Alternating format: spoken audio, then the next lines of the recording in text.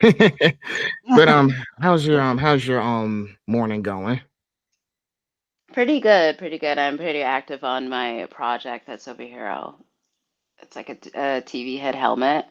Oh, So, yeah, so I was working on that, but there's no way to like set the camera up and like I don't do content um creation, so I don't have like a whole setup to like watch and talk. So you would have just been staring at the back of my head while I burn my fingers and glue them together at the same time. ooh, that Mm. would be painful. It is. It is. It is. Yes, yeah. I realized since I had two, I was like, it's 11 o'clock. Let me go ahead and get lunch right quick. Oh yeah, eating's important. It's 9 here, so So I went to way back. I feel like burgers today. ooh yes, I miss a burger, a good burger, not a fast food, not a fast food chain burger, a good burger. It does help. They messed up my order because they gave me two burgers, and I was like, no, I wanted the one, so I let my dad have the other one. So Oh, that's sweet of you. he might be hungry later. That's Hmm. sweet of you. So, but if all the small talk is finished, I guess we can go ahead and get this thing underway. So, Let's dive this is in. yep. So this is Phil. I'm the host of the Conversation Podcast, and I have guests with me this Wednesday afternoon. It's a little dark outside, but it'll be fine. Introduce yourself. Who's Nox Falls I'm speaking to this afternoon? Hi, it is me. I am Nox Falls. I am a international performing artist that is currently based in Seattle. Man, Seattle's far, Very far. like very Very far from dark. very far from where I am in Georgia. So it's like, how many hours does it take to get to Seattle? From from Georgia? Yeah. I think it was I think it told me like 4 days to drive there at one point in time, but it No was a quick airplane? cursory. Oh, like airplane wise, I would say like 4 hours, Oh, maybe a direct flight. I've taken this flight before, so I really should know, but I believe it's about 4 hours with the direct. And then with the wow. cons, I would Atlanta tends to be the hub for Delta, so any connecting flights anywhere east get routed there for me. Oh, okay. Well, But shoot.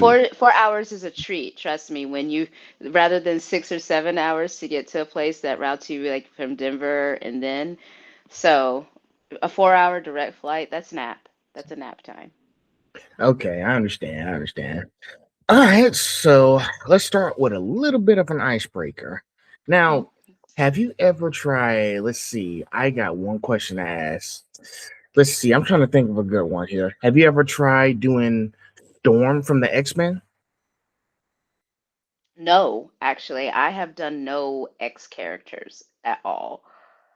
I Mm. know, surprising, surprising. I think it's because everyone expected me to do Storm when I very much of like, don't tell me what to do type person, even though I love Storm. I absolutely love Storm. I was like, I've never done anything from X-Men as of yet, but I have yet to choose my first character because I think if I've waited this long, it's probably not going to be the one I think.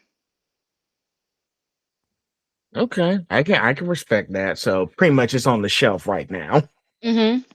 So All the it'll X. come I out. have a but like I have a few X characters up there. I have like a Venomized Storm. I guess Storm is like my favorite, but I've never done anything else, any other characters from X-Men. I'm not close to it though. Okay, okay. Well, shoot. Well, it's coming soon. We just gotta be patient. So Hmm. we'll see what happens. Now, as you saw, I think I sent you the questions last night, so I think you already have an idea of what to say. So, it's 25. So I divide up with five questions in each section. Okay. So let's go ahead and get started. Let's start with section one, origin and artistic foundation. Now, what first drew you to burlesque as an art form, and what made you realize it was something you wanted to pursue seriously? I was recruited. I started in slam poetry and I got exposed to actual like physical burlesque when the troupe that shared our venue that our poetry club used. And so I was recruited from there because it was a dress up event, and I had made my own black velvet version of the Jessica Rabbit dress, which I did not usually dress like that. Even now, I'm very tomboyish, at times, and that's how people knew me then. And when I dressed up as that, it opened up a new area, and they were like, "Knox, have you ever tried burlesque?"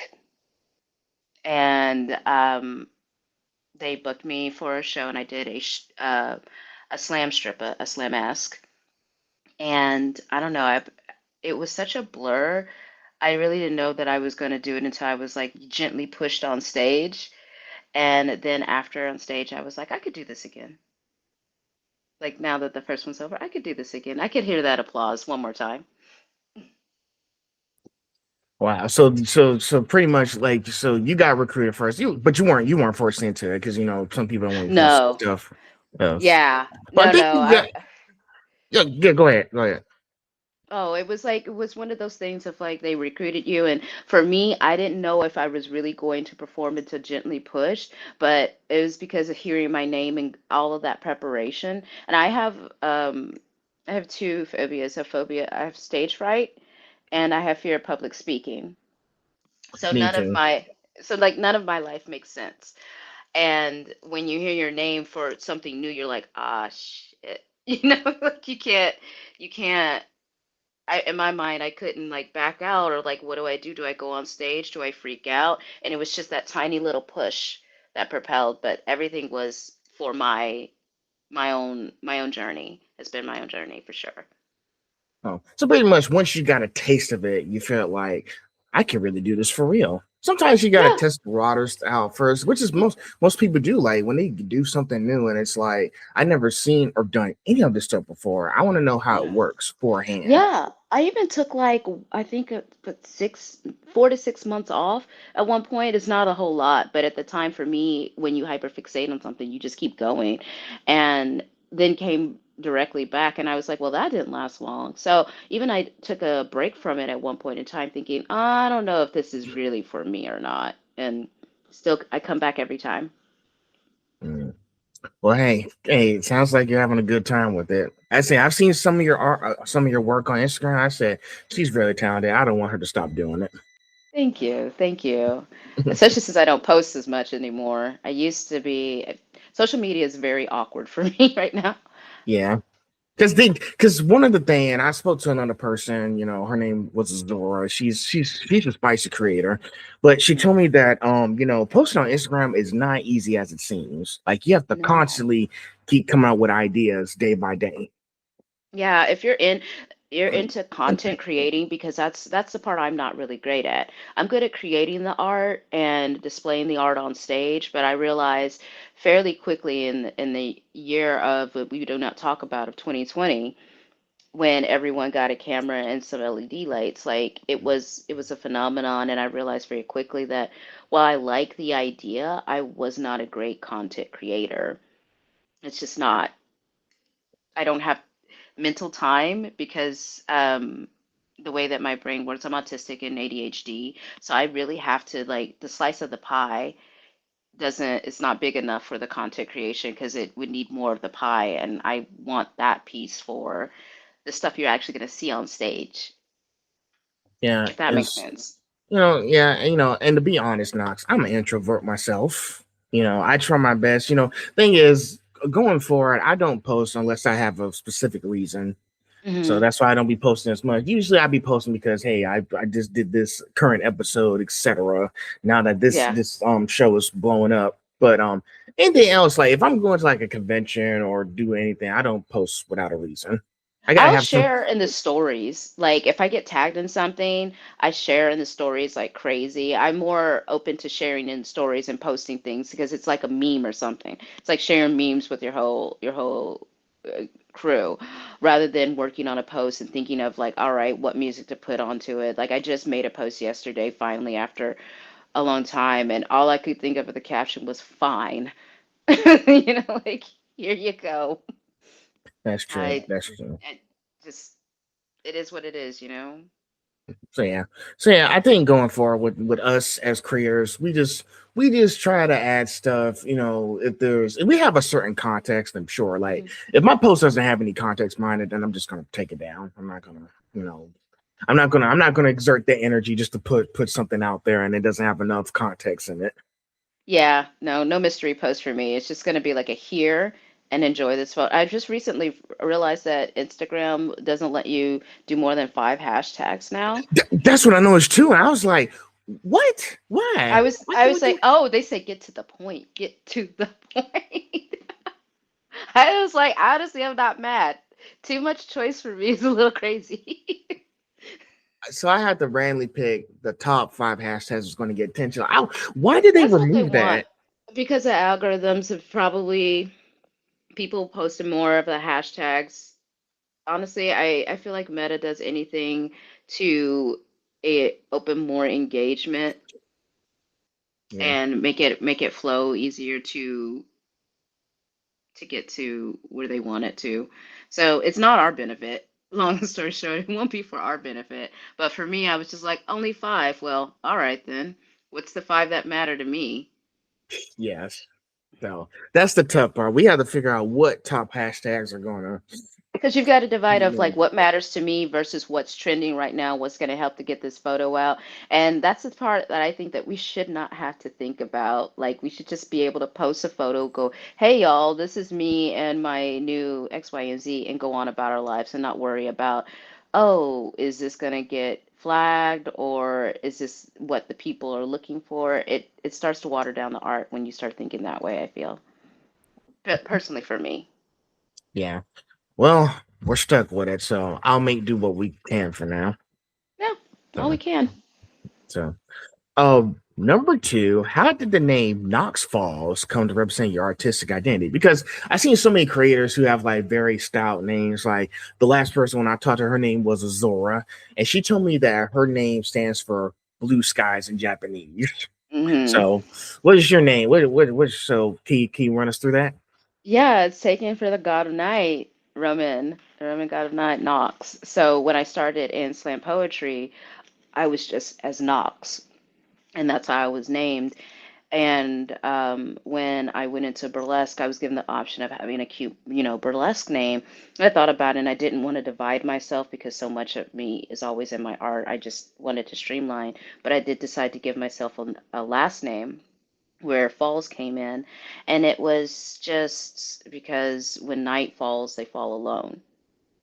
Like the characters of night and within mythology always would fall in love alone. And it was just so like the tragicness of, Greek and Roman tragedies, go figure. But my poetry at the time was very dark and very like anti-love, and so it all fit that persona. And all I did was just give Knox a last name and then moved it into burlesque and carried it from there. Okay, that's sweet because I know many people have like different names, with like Greek mythology or some sort of things. Like it was a few examples. If I can't say this here, I'm trying to think of a good example.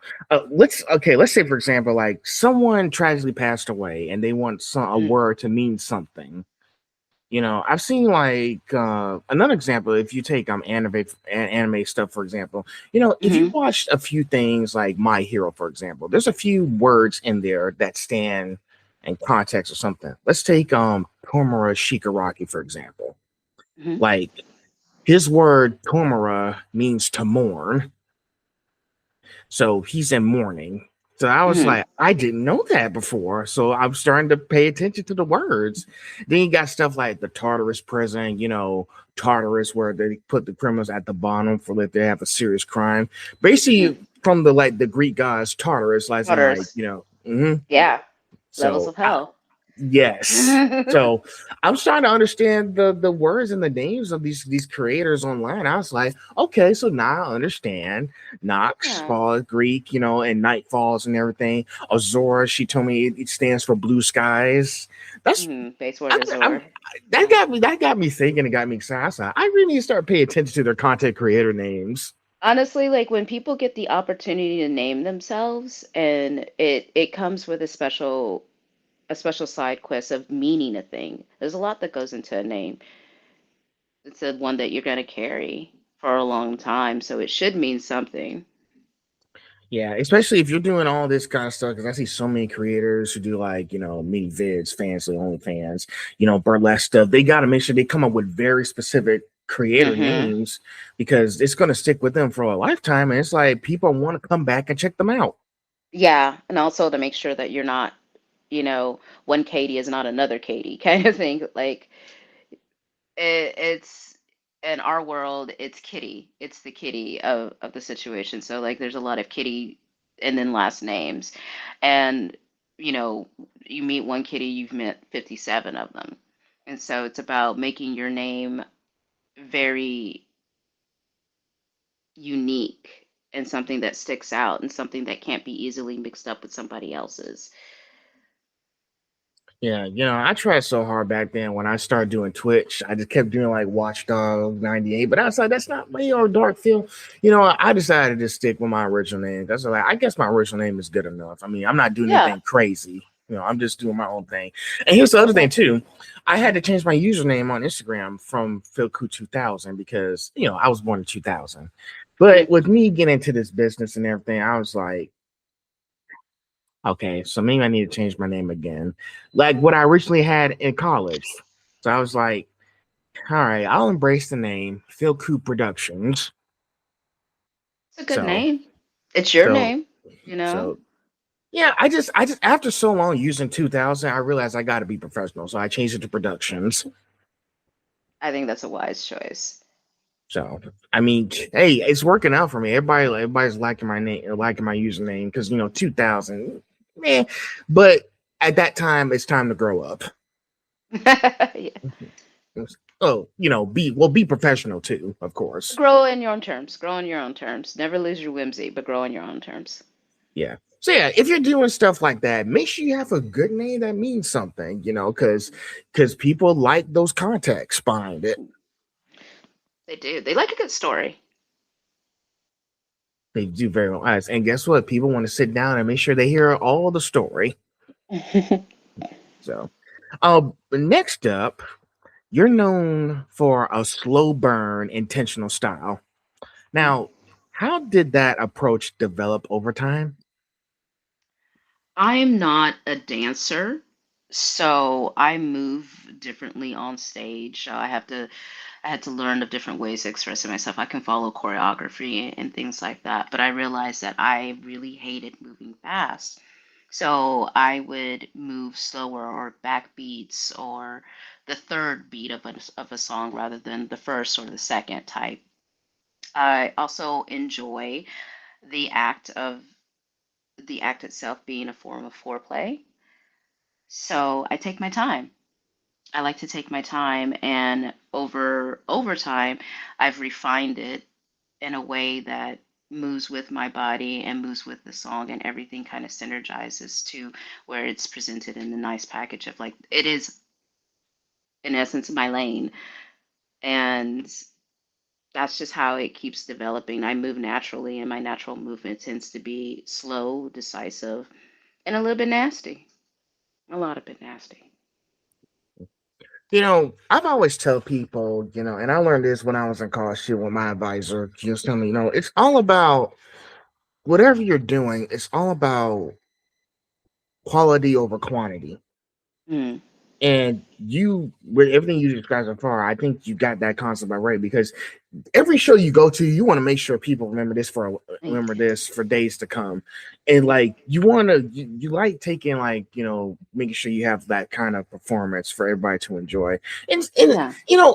what I don't understand is why we like some people just so rushed to do things. It's because I listen when I did like because I used to have a video game channel and I deleted it because I was like, it's not getting much traction as it needs to because I was so focused on just putting videos out and not slowing down and everything. Mm. So, and plus, I was still young. I was 22 years old. I was still learning how it works. So I decided to just delete it and just like, because it's hard to match between two channels back to back. So I Yeah, decided to just put the games and these interviews on one big channel instead because I am a one person army and I don't have a team doing all this stuff. And I decided to just take things slow because, as you know, people want to make sure the quality's good. Otherwise, they're not gonna come back and see what you have going on.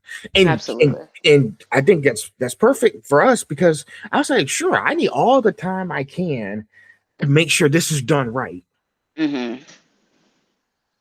So it, but but yeah, quality over quantity always. I agree. Having done both by, by accident, I do prefer the quality. Yeah, and and to be honest, Nas, I know you have to, because then like you said, now you're showing that you're doing your own TV box. I bet you have to spend like months working on that stuff. This one, yeah, this took a year to perfect. I have two of them. So this is the original one that I get to redo now that I've made the new one that works.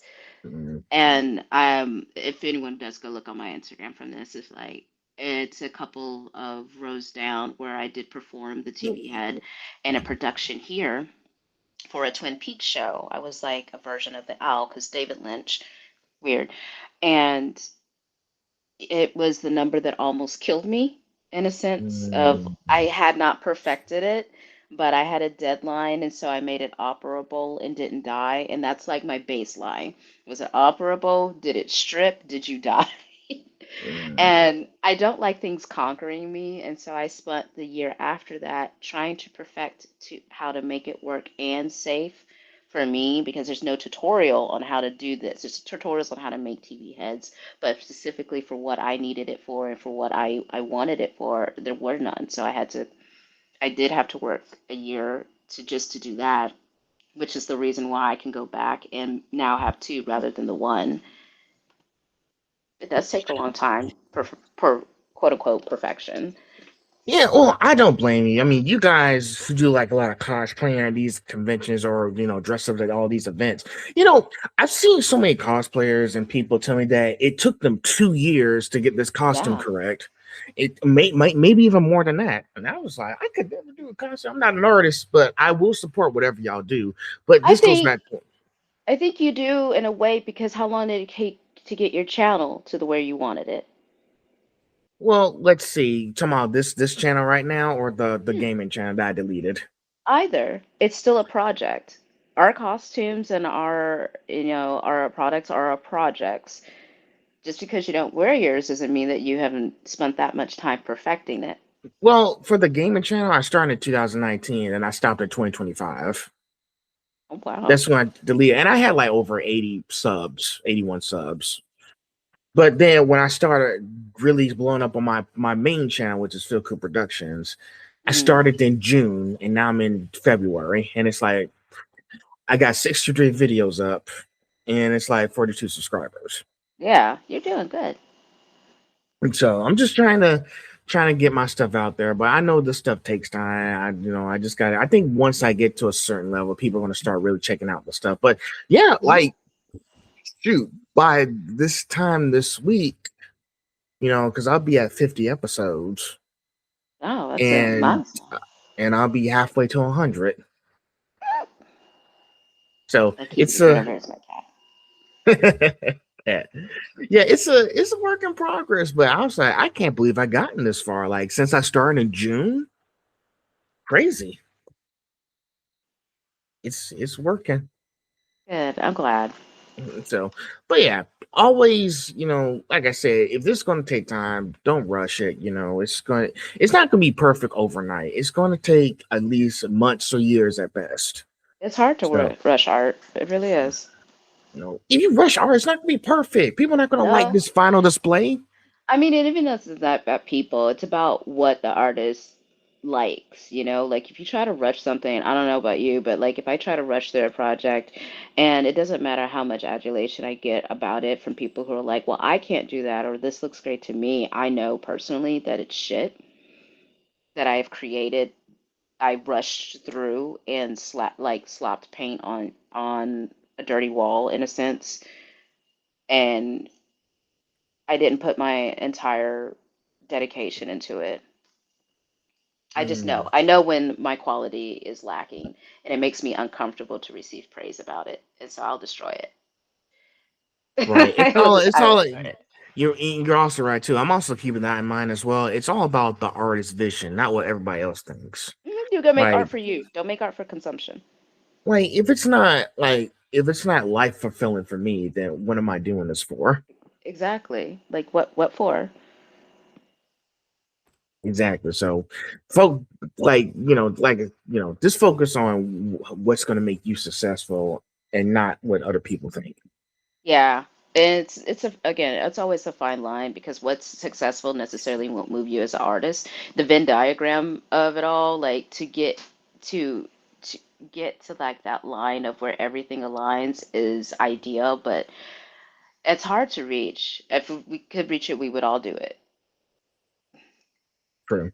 Very true. Next question.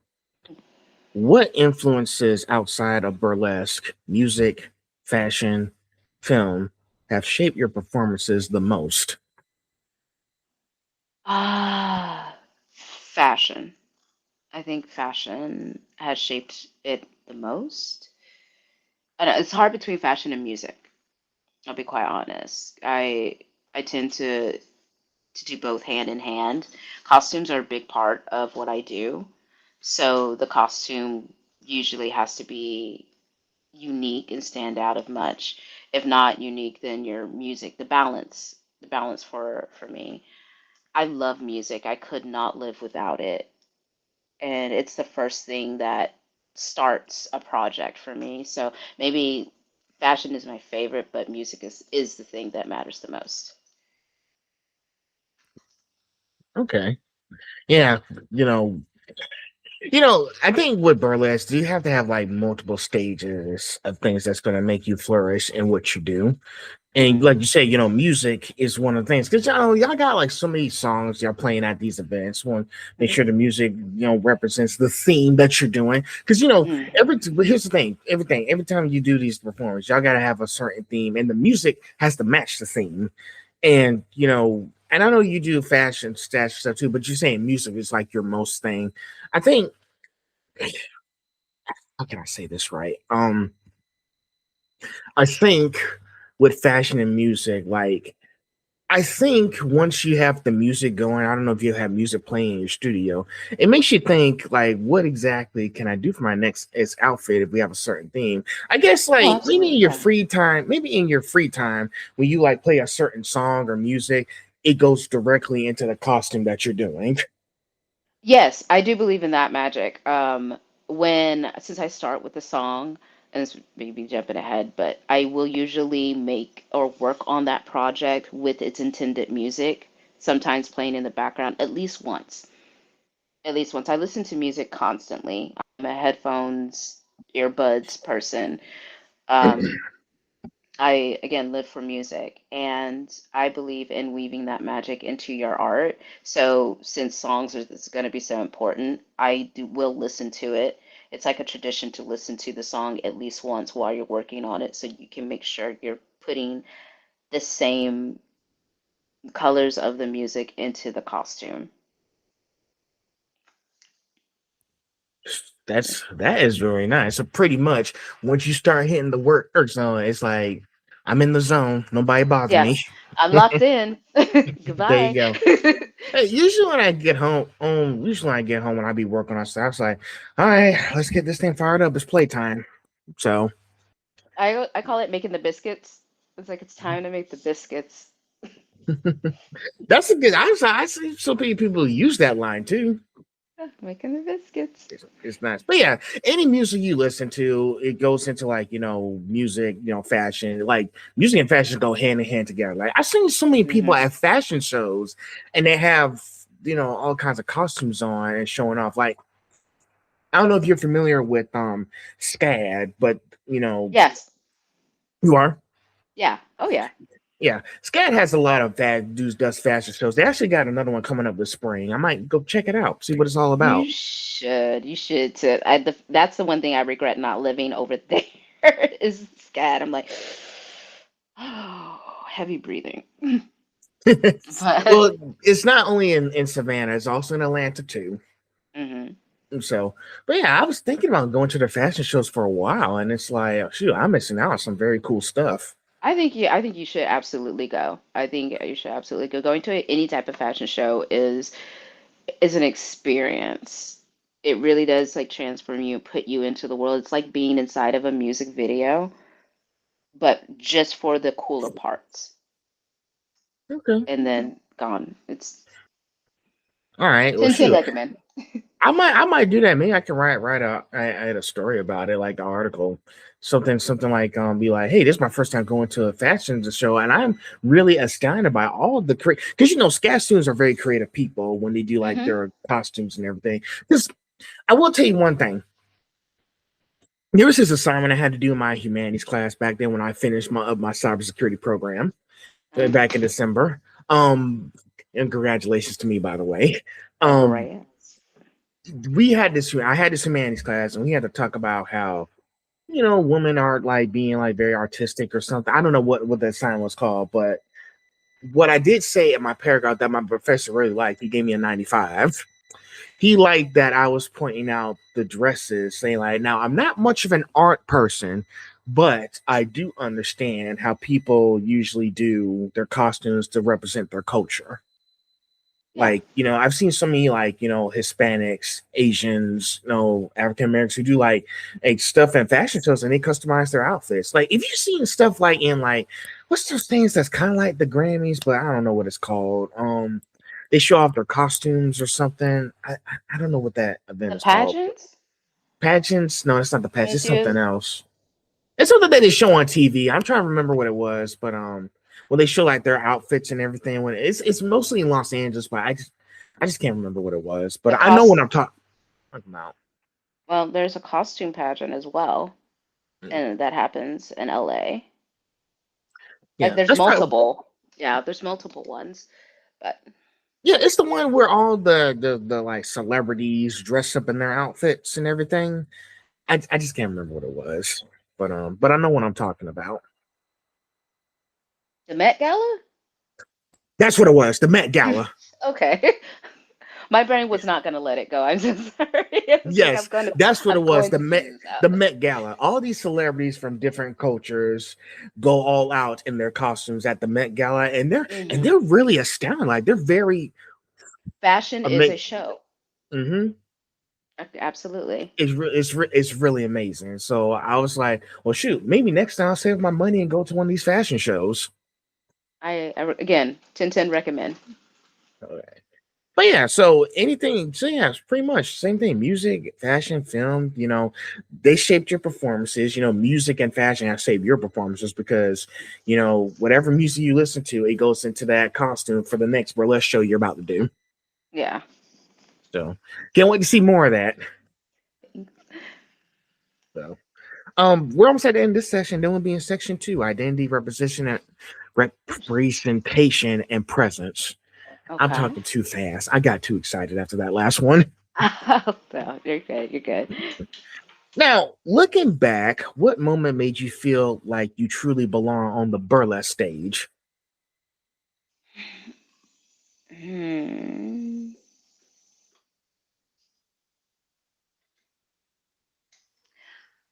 Uh, I don't know. I don't think there was a defining moment, to be honest.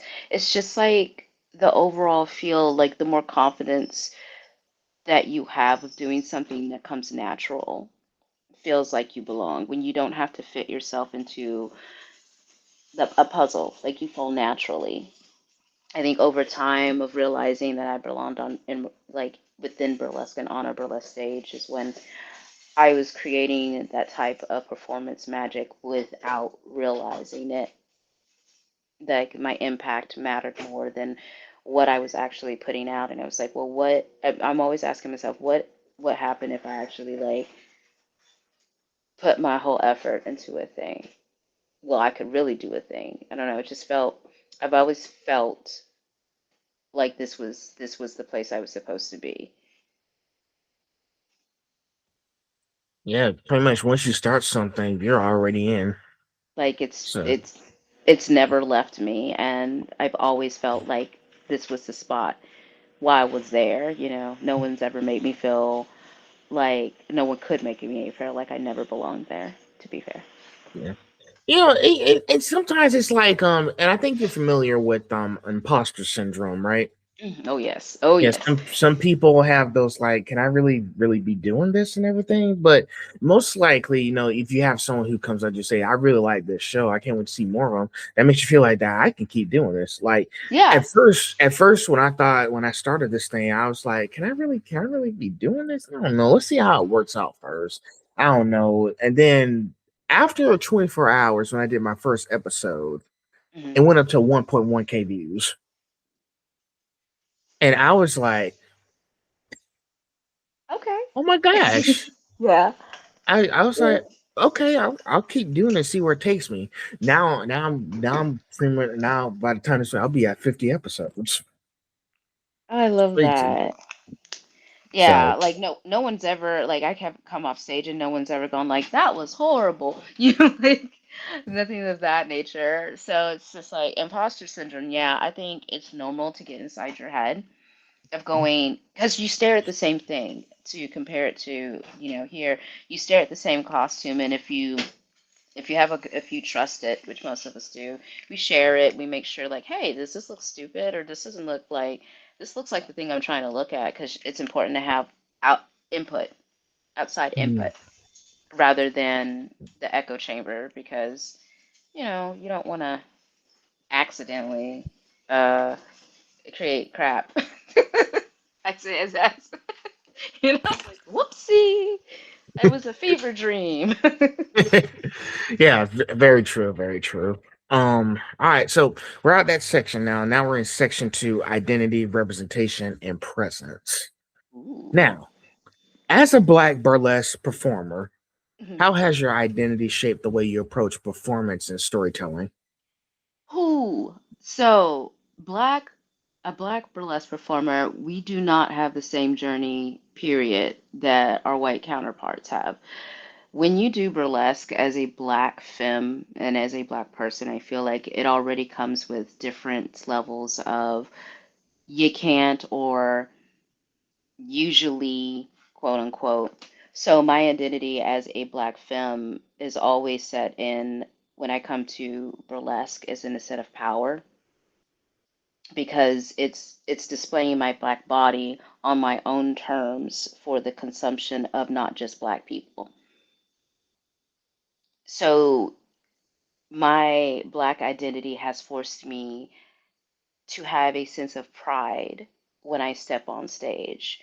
Again, tied in with I don't want to accidentally create crap, because it matters to me. It matters to me. As a black person, you always have to do everything twice as good, twice as whatever as the basic is. And it's not any different in performance art. It's not any different within burlesque. Unfortunately, in our year Lord of 2026, it's still very much that of every time. You feel like you always have to carry the sense of I am enough, I'm good enough, and having the backing of like your ancestors also take a place of this, because doing dance and doing performance isn't anything new for Black people. Isn't anything new for our culture. It's a set that we've always had, and we've always have, and we always will have. But it's carrying that sense of carrying a tradition you didn't know you had in you. I think that's how it has influenced and like taken a space there. Yeah. Well, Knox, it's the same thing. Well, we heard the same tune. We heard the same tune over and over and over again. Mm-hmm. And it's not going to make any difference whether it's like, because I know, like you said, everybody's path is different. Mm-hmm. White people have their own way of doing things. Black people have their way of doing things. Asian, Hispanics, everybody has their own way of doing things.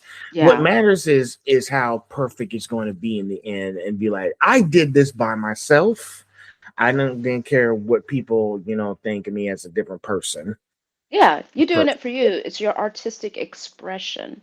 It's your artistic expression. I've just realized that the majority of Black and Brown creators always have their culture embedded within their artistic expression. And I love that. I think that's the thing that defines us differently too.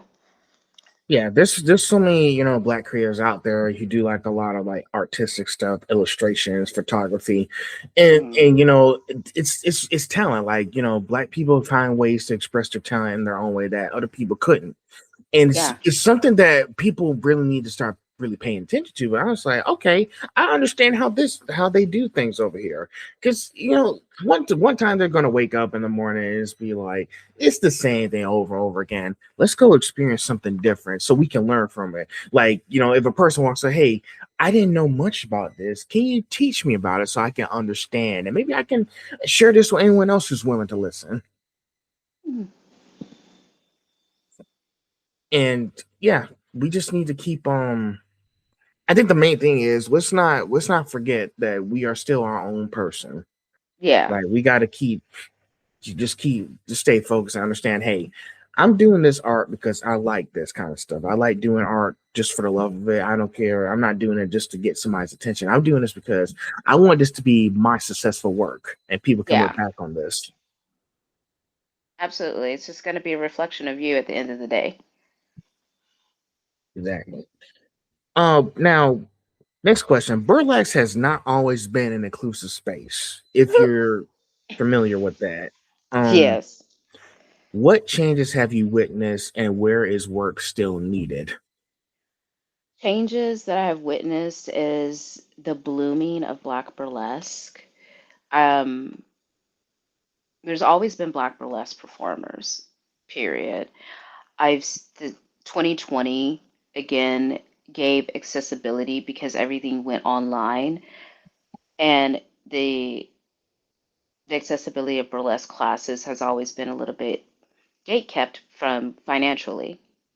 And I never went to a school. I was from a small town, so I got recruited into a troupe. So if you weren't recruited into a troupe, people would have like classes or things that, that cost like almost or over $1,000 to do a course, and that's not feasible. That's very disposable income that a lot of Black and brown people did not have. And during the pandemic, that seemed to go away, that last, and the blooming of it has been really, really great. The work still needs to be done on fully teaching because the since the boom was so quick, a lot of history has been glossed over. Um, the TikTokification of it all, if you will, for work that still needs to be done as well. For all of us Black and brown bodies, there's still all white lineups. And that's wild, especially in like I see like there is a white lineup show currently, and they are within they are surrounded by melanin as well. So it's always very interesting to me. Like having a white lineup is a choice. At this point, it's a choice, and that has always been an issue within burlesque because it has excluded Black and brown and Asian and like BIPOC. It has excluded BIPOC performers on many different levels. So to see that kind of seep like go back to like the norm of what they would view as classic burlesque, and classic they mean a thin white girl and sparkles. It raises its head just like anything else.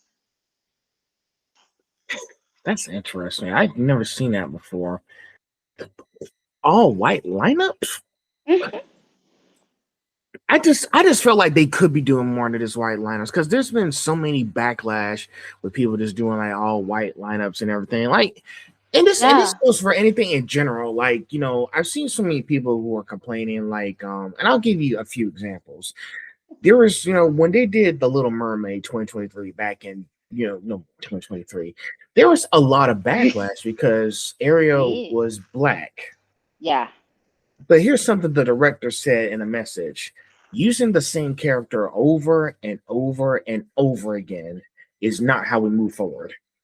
No, no, it's not. I mean, and it was such an odd thing because I was like, were y'all not around in '97? You weren't. But around the Yeah, I seven was.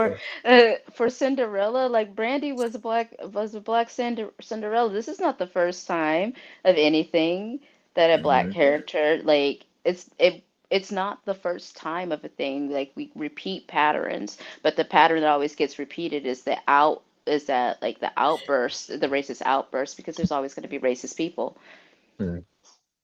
And they also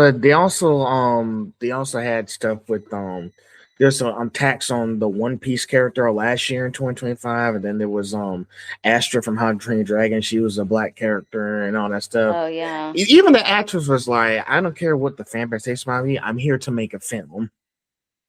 That's all that matters. And they had the same thing with when they did Captain America: Brave New World, and it was like they were the movie. Then the movie was great. I don't understand why y'all be hating, but they were just a little upset that Steve Rogers wasn't in there.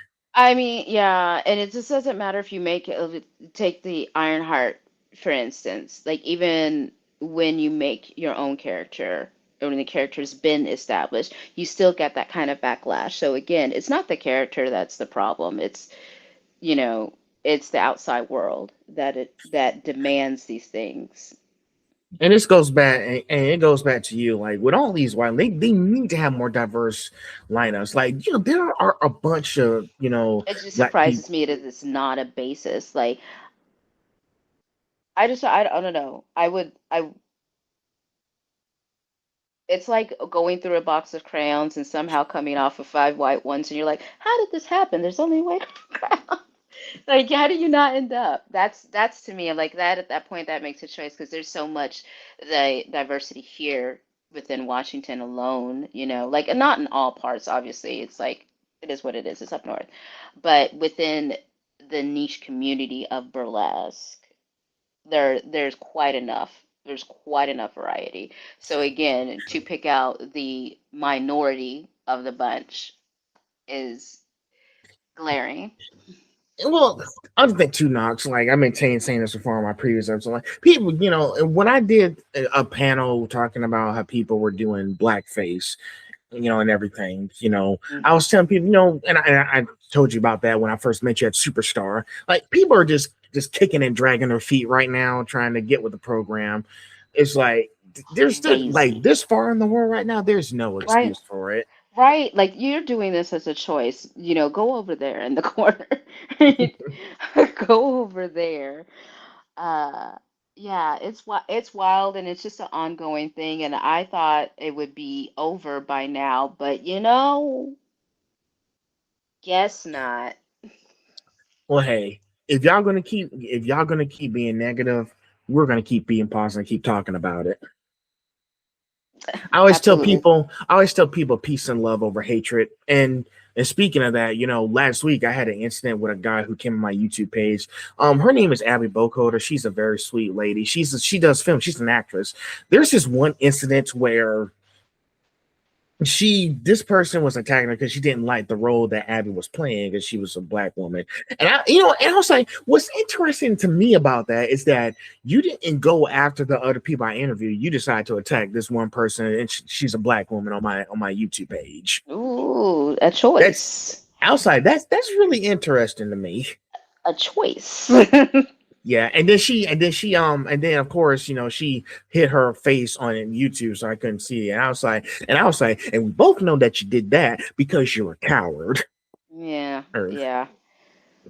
so, and That's guess what? She was putting on all the captions. She misspelled her words when she was venting frustration. I was like, man, she sounds like a 10-year-old with these typing skills. I mean, as a little claw person, sometimes when I get a little upset, but yeah, attacking people online is just not been there, done that. Yeah, Uh, listen, and guess what? Some of the people liked one of my comments. They like my post almost has nine. My when I posted that, I didn't use any hashtags. That post has 900 views on Instagram Ooh, nice. because I really laid it into her. Good. And some people, and guess what? Some people saying, "Man, you killed this." Hey, I be trying to tell y'all, if y'all come at me, just be forewarned that I will bring the receipts. Yeah. If you come for a battle, expect one. That is the golden rule of online. I don't like the hiding, throwing rocks and hiding your hand type shit. Like no, stand behind what you say and then Mhm. don't get your feelings hurt if someone matches your energy. I do not understand that. Matches and exceeds your energy.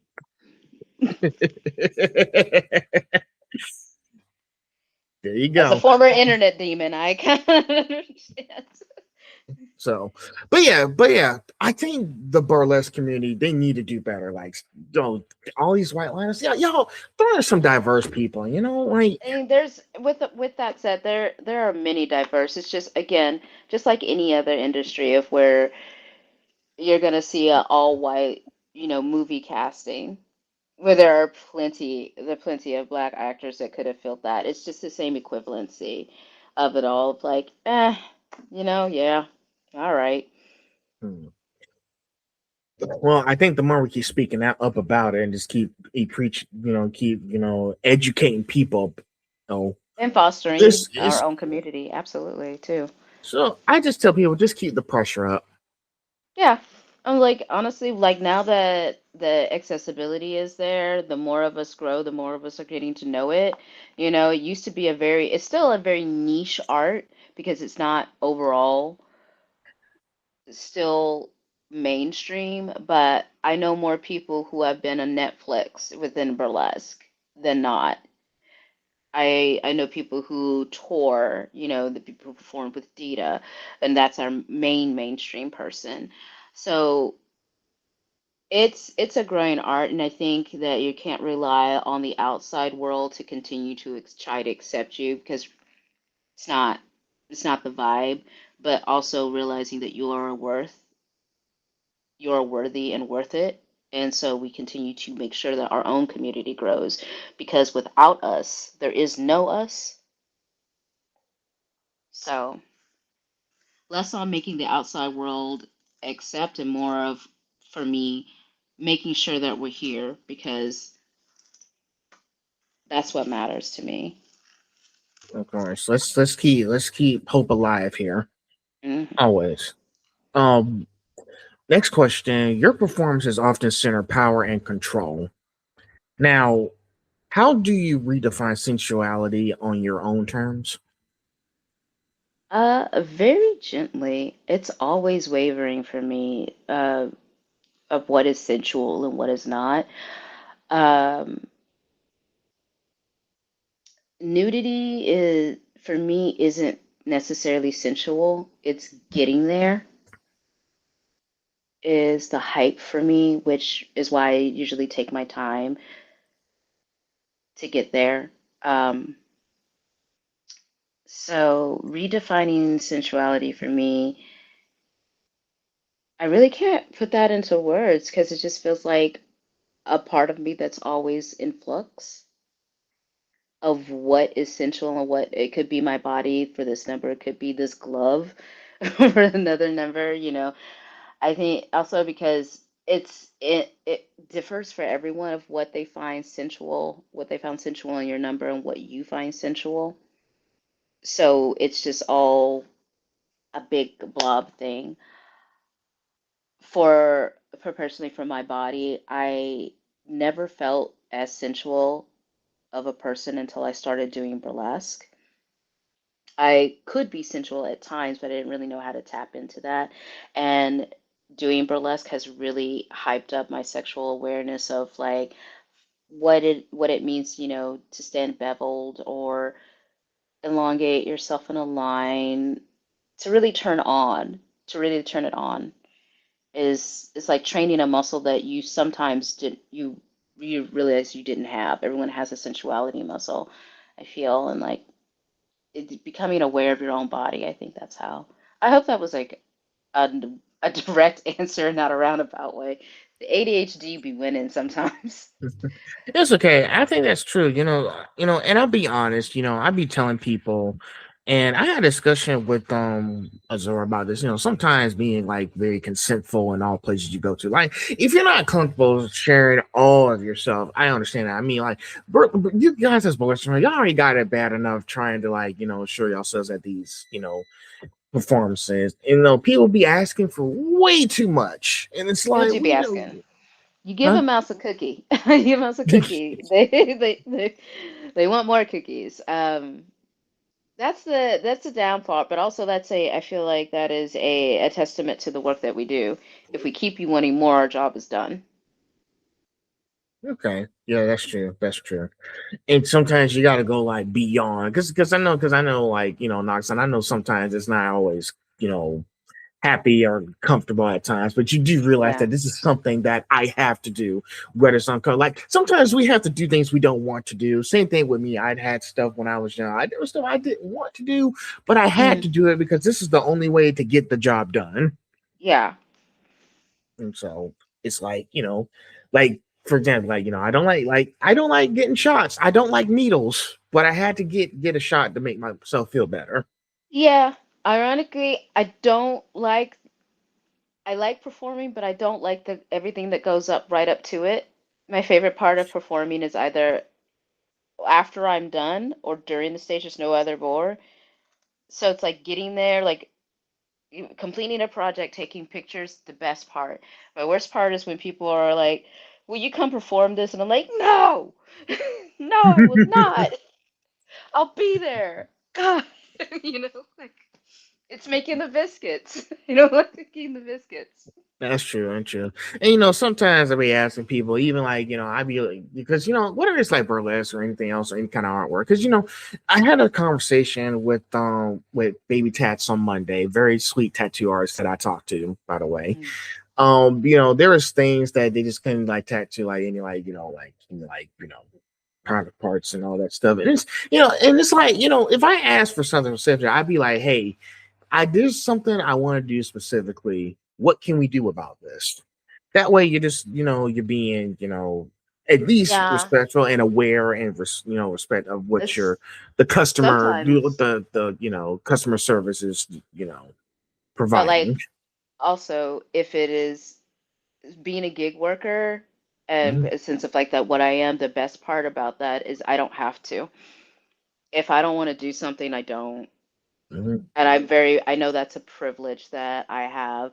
And you pay for it in different ways of like not being a direct employee of a thing. I take my freedom where I can get it. For sure, for sure. And I have to say that the only thing I don't like is it's something of my own making. Like boo hoo, my cup overrunneth with people wanting to book it, you know? Like not a real problem, but other problems of like doing things I don't want to do, I realized real quickly that that never sat well with me, and I would be a problem. And so that's why I am a gig worker, because I can easily go, absolutely not, and then go elsewhere. Um, yeah, I'd hate being made uncomfortable, especially as a femme. No. Mhm. I understand, and it's and women face like different challenges like every day. Like I've seen people deal with harassment from like men and etc. and everything, and I'd be like, Hmm. you know, yeah, and I said this to my sister once when she was at like everybody else, all my friends. I was like, I don't know how you guys do it. We have to speak softly and carry a big stick, you know, like Hmm. constantly. It's a constant immersion in people thinking that because of what you do is an open invitation of a thing. Also, because my art is sexual within nature. Like, that's my choice. That doesn't mean that's for me. You get to enjoy it at the level that I bring it to you, and that's it. Of course, of course. Yeah. Listen, if I come to those performances, I want to take what I can and get on out of here. And that's how we like it. Buy a photo on the way out. Thank you, you know. Exactly. But don't Hey, be all that. creepy. Be appreciative. Don't be creepy. And I don't think that's hard. I think that's hard for people who don't understand and don't want to respect boundaries. And if Yeah. that's the case, I'm not interested in being sweet to you because you're not interested in treating me like a human. And what we do is very human. exactly. Yeah, and as I told them before, asking for consent will carry a long way. If y'all say no, I'm keeping the train moving. Mm-hmm. As one should. So, plus, I got other things to do anyway. No, no, I'm just messing around here. Oh, next question. What does representation mean to you beyond simply being seen on stage? It means seeing things that I've never seen before, seeing combinations um, of humanity that I did not know existed, and that's what it means. Like I see myself on stage, and that's a representation for somebody else. I see something else different on stage, and that's a representation for me because I've never seen X, Y, and Z. So I like seeing things that I would never place together, little combinations, and that's what representation means to me. Exactly. Yeah, listen, beyond what people be like, beyond what saying, people are staring at me kind of weird or being a little jaded. Like, I don't care what burlesque performance on stage, as long as we get to enjoy the show and then enjoy the ride. Mhm. That's all that matters. Like, Oh yeah. people who keep coming and saying, "Oh, she black," like y'all keep your thoughts to yourself because nobody asked. All right, right? Like never really it's not I don't think like the biggest pushback that I've seen recently has been about color and race, which is wild to consider refreshing considering, but of size. Mhm. Because that's the secondary thing of like people don't want people often will criticize a performer's size or appearance and like go home. They just doing it. Go home, baby. They just doing it for attention. They just doing it for attention. Yeah. And I came up with a new phrase is, and people were laughing at this phrase when people were saying so just to get attention when they were attacking people. I was like, Whaley. I'll take shit nobody gives a fuck about for 500. I like that. I was I like, like that. you think anyone cares? You think anyone Uh, cares that you're doing this? no one cares. No one cares. Go home. Yeah. Respond meanly. I absolutely will respond meanly. I no longer care to have a discourse about things. It's expletive you and your mom and go on about because you felt comfortable enough to say that. I could obviously you feel comfortable enough to be an asshole, so I can be an asshole right back to you. Again, match and exceed their energy. So, because one time there were so many people who were attacking me, like when I was playing on my Xbox. Yes, I do. Yes, I do have some games that I can play. I got Um, an Xbox 360. Don't worry about it. when I was playing Gears 5, this dude was calling me a bum and all that stuff. He kept Oh, calling me names. So here's how I responded back. I was like, okay, so apparently your superpower is name calling. Get some new material, jerk off. dang. And guess what? He didn't like what I said, so he started to type like a child and Mm, call me a huge bum and all that stuff. And I was like, oh my gosh, I had to take a picture. I was like, look at this, he's crashing out. that is a crash out. Goodness. And guess what? He blocked me because he knew he couldn't take it. So I was like, you can go ahead and block me. I'm going to go back and play Gears 5. Okay, have a good night. Good. Yeah. So I be telling people, just be prepared when I start hitting back. Just, but yeah, if I can get back to what I was saying too, sorry, I got a little excited there too. ADHD. But you know, no matter what you do, I don't care if it's Asian, black, white, Hispanic, I don't care what it is, as long as the show is good. If the show is good, I will sit in the seat and eat my popcorn. Absolutely. Wait, do they even sell popcorn at burlesque shows? No, I Hey, don't think they should. oh, I don't think they should. yeah, I was gonna be like, I'll pop some popcorn right quick and I'll just watch the show. just saying. But they should. Maybe they should. No. but that's a discussion for another day. Number 10, during Black History Month, how do you reflect on the legacy you're contributing within the performance art?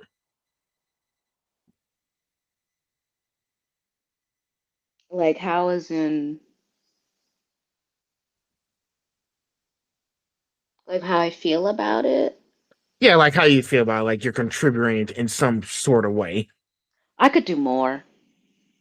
I always feel like personally I could do more.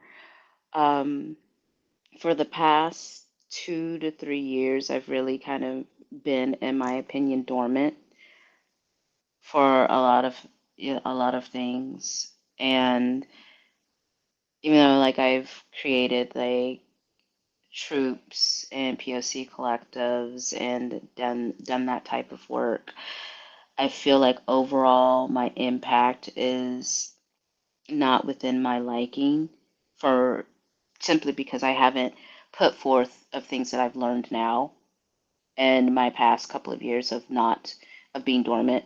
So I haven't again shown all or done all that I feel like I can do. It's satisfactory of like impact within my burlesque during Black History Month. I always feel like I could do more for myself and for others. But I have to do more for myself first. And that's a hard task for me at times. Yeah, there's no saying, take care of yourself before you take care of others. I know some people, spend hours trying to make sure they contribute to like, Black History Month in some sort of way. But you as a burlesque performer, you're already doing what you're doing, showing I'm people already that out no matter, here. Yeah. yes, you're already out there going to these shows, telling little black girls that, hey, you could do this type of art if you put your mind to it, no matter who you are. And, same way with me, me talking to people, this is like my way of contributing. Like I'm talking, having discussions, fighting back. That's my only way of doing things. Like, cause I am a Mhm. talker. I do like talking to people. Sometimes I get exhausted, but I do realize I got to keep having those connections. Yeah. You find your So, voice where you can, and like that's the way that we use it constantly. exactly. Um, Now we're out of that section now. Now we're in section three. We're halfway done now. Oh, So it's getting interesting. Section three is performance process and the stage. Now, walk us through your creative process from concept to costume to performance night. all right. So first, I get really high. Second, it's legal here. It's legal. Uh, Usually I'll have a song, and I realize I try a bunch of processes, but I'm gonna tell you the one that is tried and true. I have to have the song first, song or songs. Otherwise, it's building a costume for a battle you don't know you're gonna have. So like you've like say you've built this mecha with like five Gallic guns or whatever on it, and you realize it's a sword fight. Like either you're blowing everything away or you're getting swiped at the knees because you can't see because you've overbuilt the thing.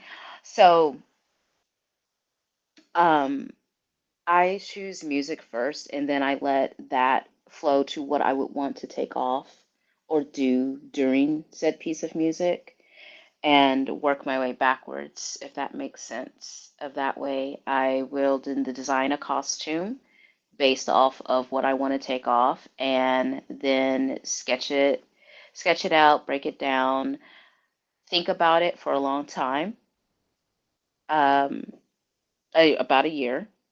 My newest costume I made in 7 days as a challenge to myself, and I had already had the music mixed and rendered as of last year because I loved that piece, and it just goes into the stash of burlesque music I'm going to use, but I haven't found the right costume for. And when I find fabric or, you know, things that I'm like, this reminds me of that one song, The Colors of the Song. Um, I sense the sage, yeah, so I will see I see sounds as colors a lot of the time. So a lot of my numbers are named after that experience. But when I find a fabric or something that reminds me of that song, that's how I can build the costume. and I'll build the costume, choreograph it, practice it, and then if I'm very privileged enough to have it booked beforehand, I get a stage. If not, I kind of sit on the number until it's requested or until I have a show for it. But I often will build things out of no one's request. It's just the art that I want to see. But hey, it sounds like you got it under control. So just some music, got you got your own very specific playlist statured out. So Yeah, that way it can help you get started before the next show starts. And yeah.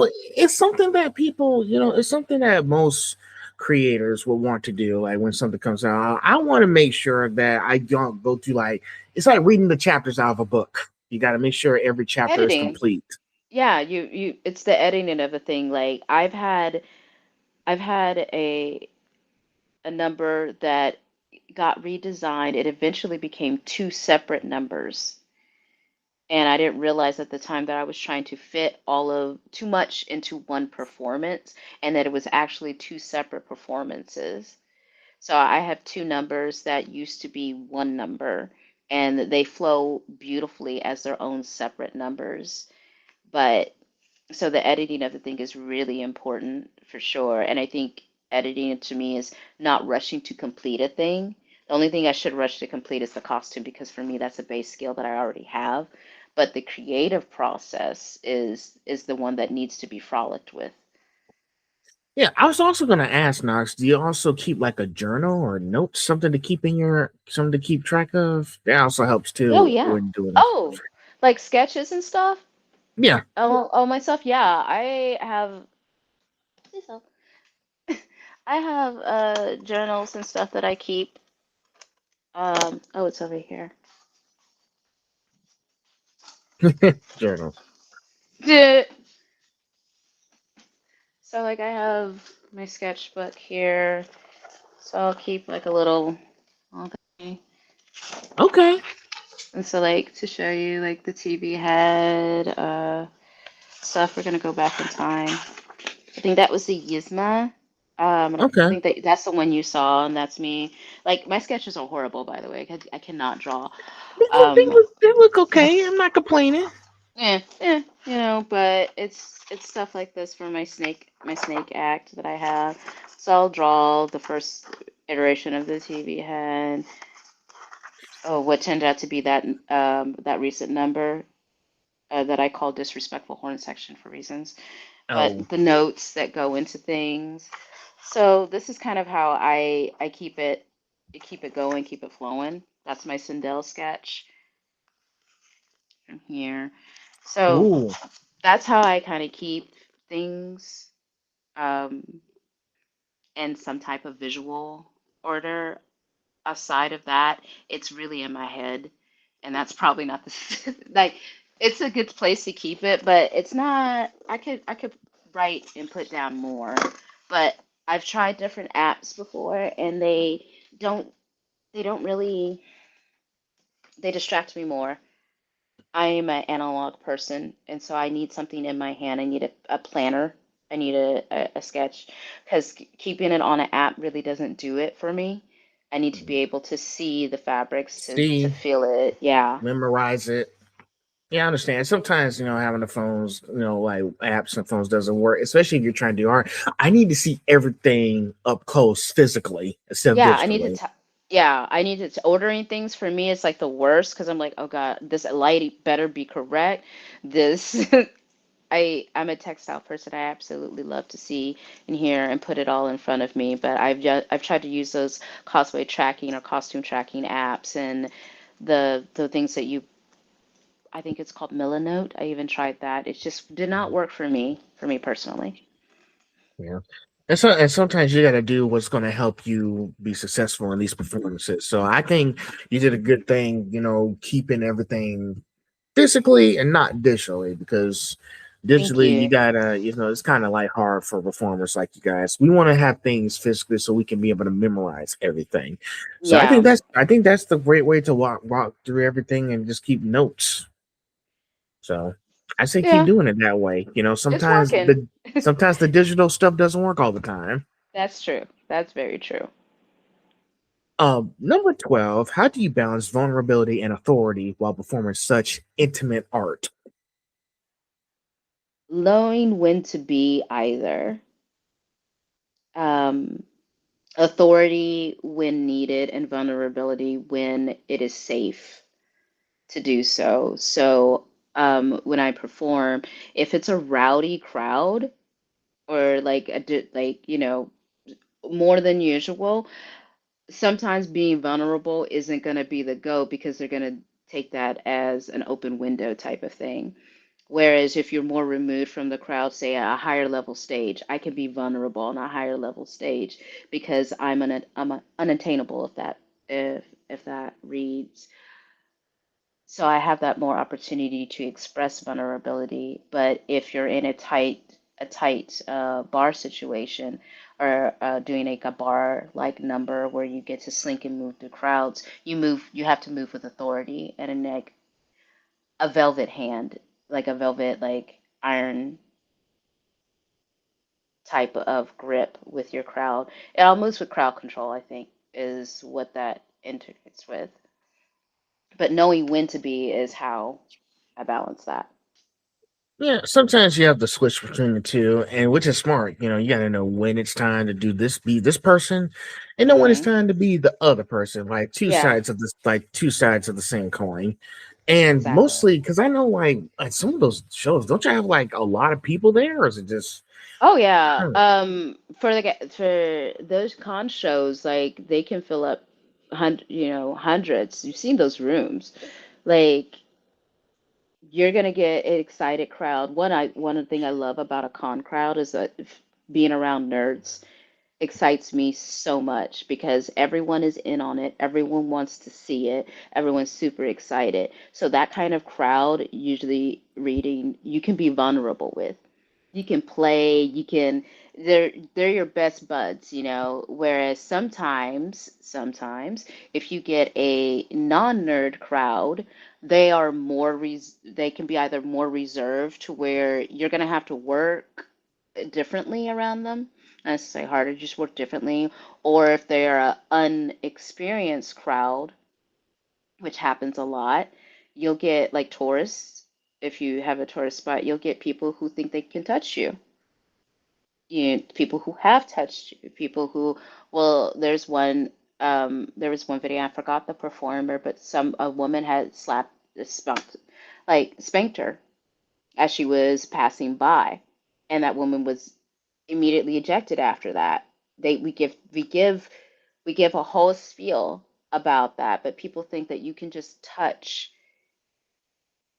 anyone without consent, and that comes from like sometimes that comes from being vulnerable, turning your back on a patron. Like the vulnerability is different levels of it. But I've never felt unsafe or not able to be my full and fun self at a con crowd.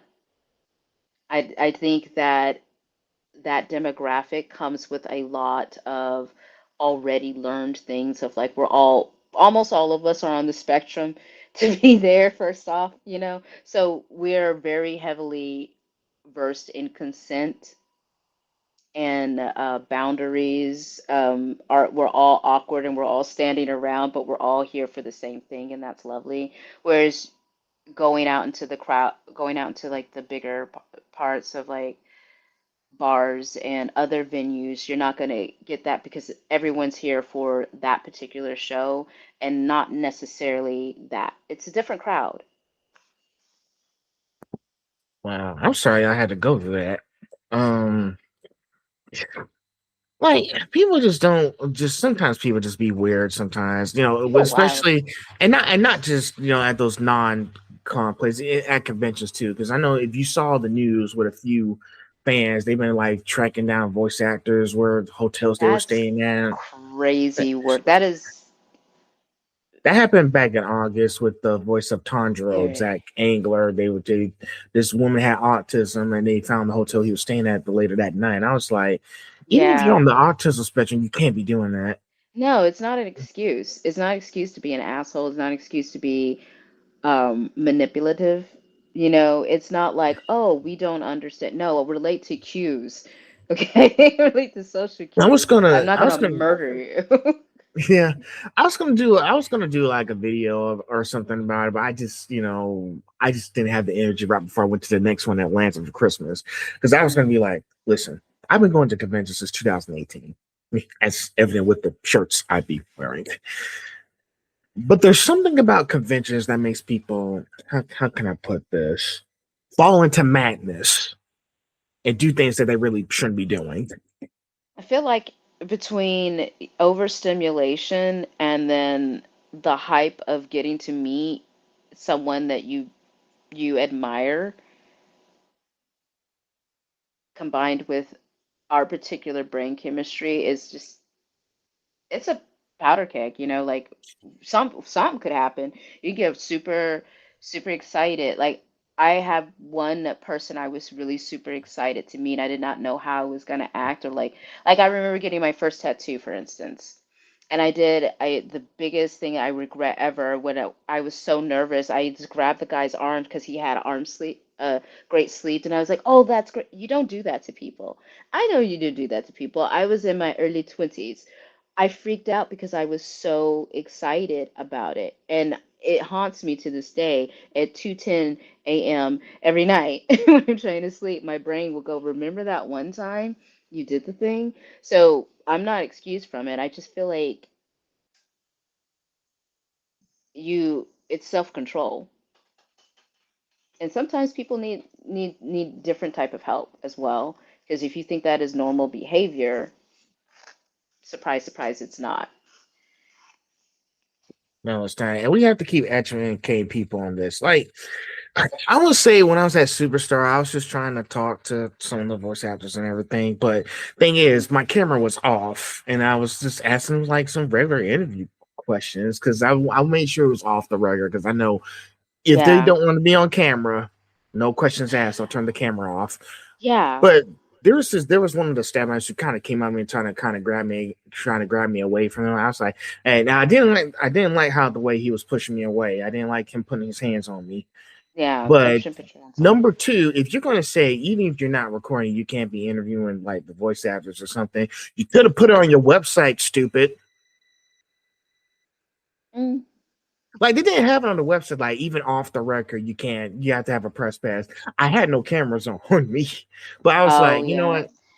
Also volunteers. Yeah. It depends. I think the worst scenario I ever ran into was the con was closing and we had two stragglers that were left over, and the guy was Mick Foley, and he was leaving for a show that he had, and two guys, a person, I'm not gonna assume gender here because cosplay, but they immediately started taking pictures and were like, "Can I have a photo?" Like he's obviously trying to leave, but they're swarming him.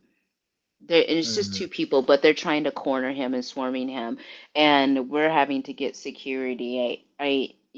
Like trying to figure out how to buffer in between because they're not being violent, but their boundaries none. And I mm, think that a lot of people are used to witnessing that. So anytime they see a quote unquote normal, a mm, non-con person talking to the talent, they get overprotective and over aggressive about it because of incidents like that. It's not an excuse. It's just that that's the normal instance that I see people talking to them because it's a celebrity. They're so excited. So when we get to meet a celebrity, sometimes we yap longer than usual because you're true. so excited. Mm, When I yeah. met Hey, Pam Grier, that was the person I was excited to meet. So I had to okay. check, make sure that I didn't yap more than five. I had like a little inner timer, and I called "Be normal," be so normal right now. Mm-hmm. And I think I did well, but I had to check it. I had to check it to make sure. And I think it's that kind of self-control and that kind of self-awareness that is the difference. Again, if you think that following a voice actor to their hotel room is normal, you don't care about boundaries or you need help establishing them. And And I that's keep something telling totally different. and I keep telling this to everyone. These people, like, they're not the character. No, they're just an I don't. actor. That's what I'm saying. I don't care if they voice all these characters. At the end of the day, they're still people. Yeah. And I have so many VAs who are liking my stuff, and they like that I'm being like I'm one of the very good fans out there who respect, like, let them have time to themselves. They got other lives. They got lives too. Mhm. So let's just treat them all like that. And afterwards, because some of them, when I went to so many conventions, they like my concept of what I'm trying to do. Like, I don't want to talk to y'all not just as voice actors. I want to talk to y'all as people, and they Which is like that good. concept. Yeah. When you treat a person like a person, again, very human work. Very human work. Yeah. So, but yeah, after that incident with that guy at Superstar Con, I didn't want to get into the argument or something. Be like, "Hey, don't put your hands on me." You could have said what now? What? I'm not going to cause a scene. I'm just going to keep it moving. Yeah, I'm sorry that happened though. So sometimes these volunteers, they have like so much power to be doing whatever the hell they want. There was this one time where I went to Savannah Animation last year in 2025, not this year. There's this one guy in the email who's telling me if you have the money to get help us get the voice of the league, we'll be happy to do so. I was like, okay, now when in all these years did fans have to pay money just to get somebody to come this way? When has that ever happened? So when I emailed the director, he told me like that was not me. He got that employee fired. Mm. So Oh, that's what I'm saying. Like they act like they got all this power and they can do whatever they want, but that's not what you're here to do. yeah. So when that happened at Superstar Con, I didn't want to cause a scene. So I was like, I'm not gonna like I should have had my phone out recording, but I was like, nah, I don't want to be embarrassed in front of the VAs I'm trying to see because I wanted to interview on one of them, Car Edwards, the voice of Goten and Videl. I got her stuff, so I'll talk to her at a later date soon. But Good. yeah, That's it would help if y'all doofuses put the information on the website. Yeah, more information is always appreciated.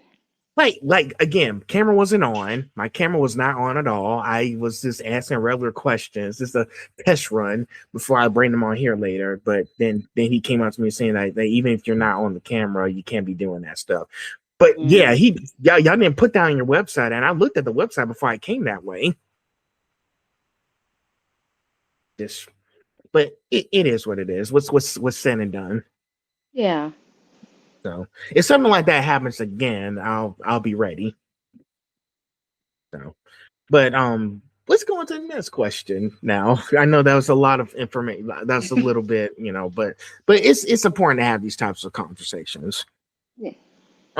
Costuming plays a major role in burlesque. Now, how do you use it to enhance narrative and impact? Um, Basically to tell a story. So I like costumes that tell a story that goes along with the music. For instance, I will use Yzma. So everyone like really um, usually already knows of like Emperor's New Groove of going back to like con work. So with her costume that transforms, like I have one version that transforms her into a cat, which does so in the movie. So it's like telling the fan fiction of the movie with your through your costume. So you have like quick changes, magic pulls, things like that. For another version of Yzma, there's a feather fan in her actual headdress as she dances with Kronk. So you tell your story through your costume that's indicative to your character. If it's like some like other property, like Disney of property, the storytelling, the story's already there. You just have to convert it into your costume. When it's your own original character, then you're telling your own story, so you can build whatever you want into it. But I feel like having the proper costume that goes with the proper song is important to what story you're trying to tell also. Oh, hey, like we said before, whatever music, whatever theme it is, the music has to relate to that theme, and the costume has to relate to the music and theme, no matter I do, whatever it is. I agree. There's unless it's like meant to be ironic, I'm pretty sure this has been.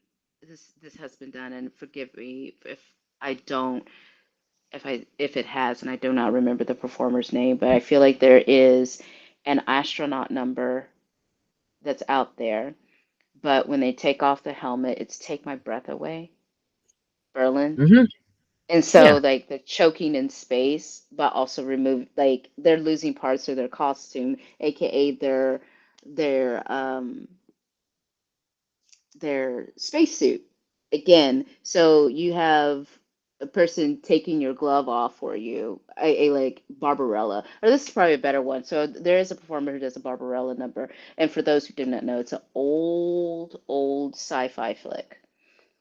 But there's an intro of the movie where she goes back into her spaceship, and the title opening song is her spacesuit being floated off, and she being like almost naked, which was like lewd in the 60s of like, ah man, still a sexy space lady. Whereas transfers into burlesque of it's like the same opening scene, but someone in a full Zentai suit is dressed in black and is waving the glove with you. So like that's using people as props, but also your costume telling a story of it being the cosplay from the movie and then moving and coming off in a way that looks like it would be done in space. Sounds like something out of a movie or show. That sounds amazing. Ideally, a lot of it I always describe uh nerdlesque particularly as visual fan fiction. Wow. So That's really exciting. I actually like that because I want to see more of that kind of stuff. Like if it's something like it's like if a suit like comes down, like looks like it's coming up in flames and it transforms into something amazing. It's see, that's now I'm thinking of that's what I Hunger. like.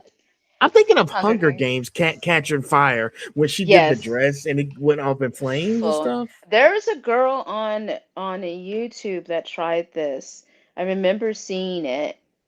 It would I think she worked with fire as well, but she was able to light the brim of her dress on fire as well. Like people have tried this. I don't know within burlesque and like, but if I haven't seen it, it would be great representation, of like fire.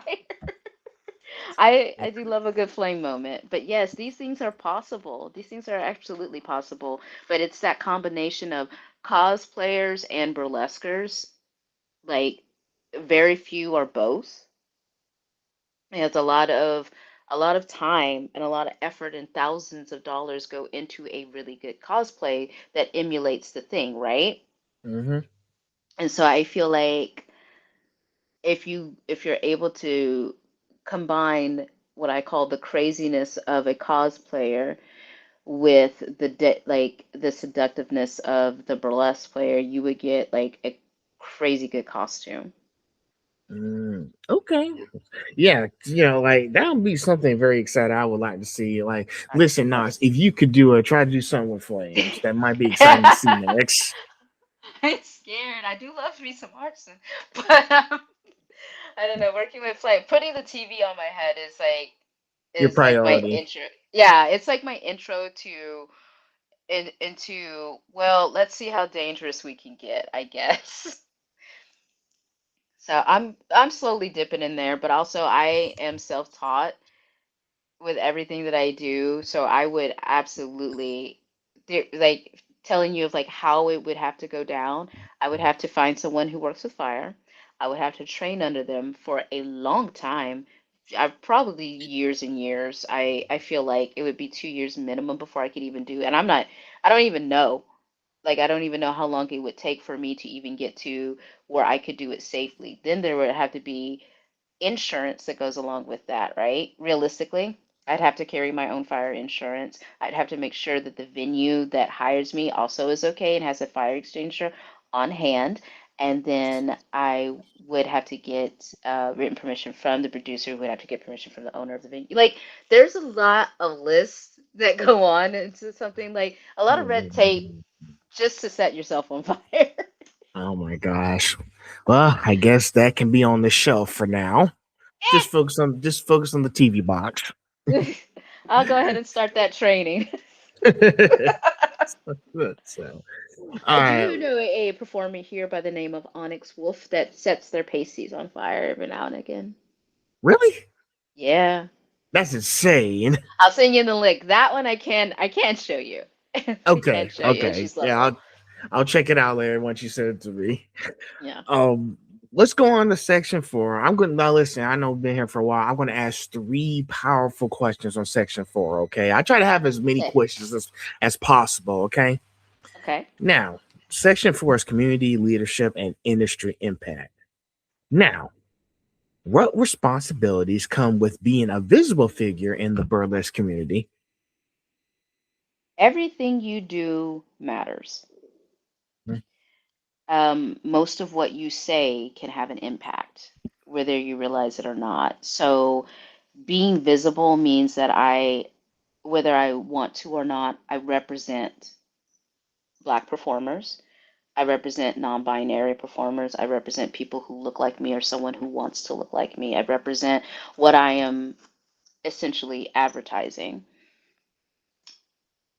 Whether I move with integrity or not matters. My and that goes along with your branding as well, I think, for lack of a better term, because I hate that word. But when I move, I have to move with confidence, again, with integrity, so that what I put forth, I wouldn't mind being brought up.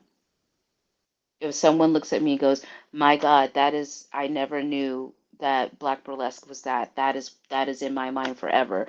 I want to make sure that I've put a positive and impactful memory on somebody because I unfortunately will be that representation for them until they see another and realize that there are a plethora, dozens of us out there, to see that. But it's a responsibility of you have to move as if you'll be the first and only of what you represent Yeah. Yeah, to definitely. me. We want people to understand like, oh, shoot, I didn't know Black Purse was really a thing, because we have like I don't think like we have like so many people who are like censoring other talented people, which is Hmm. really not a good thing. Like No, no no, matter it's no not. matter how no matter how hard you try to censor it, it's just going to be more bigger and louder the next time. Yes, yes, we do have we have all types of censorships even within our own community. It is what it is. It's not saying that it's great. It's just a thing that is.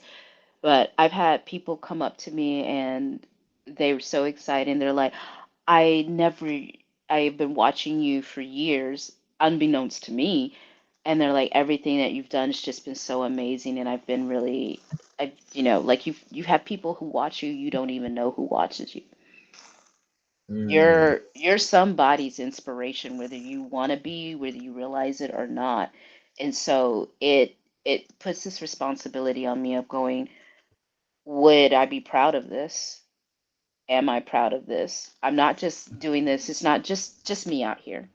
It's hmm never just me. Every time I step on stage, yes, I'm doing my art for myself, but it's never just me out there. And that's the responsibility that we take on.